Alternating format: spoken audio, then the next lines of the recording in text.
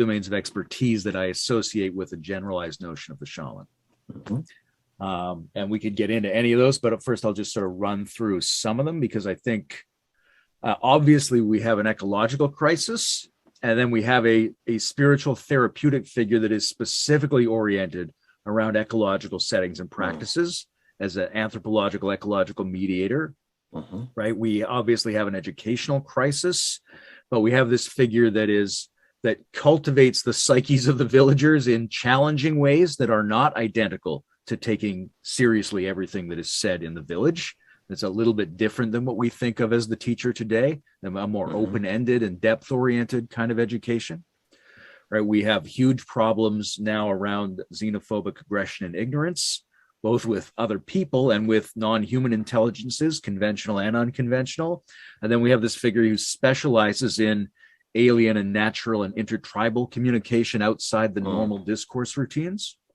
We have a pharmacological crisis and a custodian of pharmacological wisdom, right? We have a need for wisdom generating, culture stabilizing ritual, and we have a character trained to improvise such rituals. Right? We have a need for our philosophy and psychology to take multiple states of consciousness seriously, and we have an ancient sort of basically universal human archetype who is the custodian of state change processes. We have an issue around the modern focus on disembodied abstraction in our system layout, and a figure who specifically represents embodied spirituality. We have a crisis around the ideology of the rational conscious agent, and we have a character who specializes in working with the subconscious and nonlinear.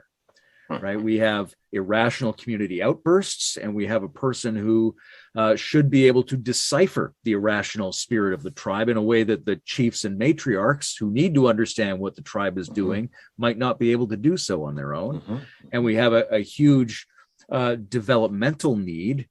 And we have this person who, in the way that John Vervaeke connects the imaginal play with ongoing development, we have someone who specializes in the use of the imaginal within the community.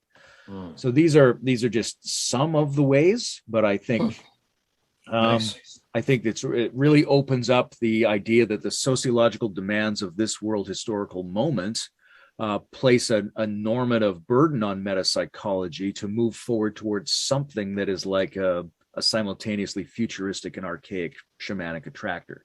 Nice. So I could go in any part of those, but I'm obviously I want to know from Greg that apart from speculating about shamans, like what's your hunch about what the general type of Gnostic intermediary or metapsychologist would have to be like, so that it maximizes our chance of thriving into and through the meta crisis?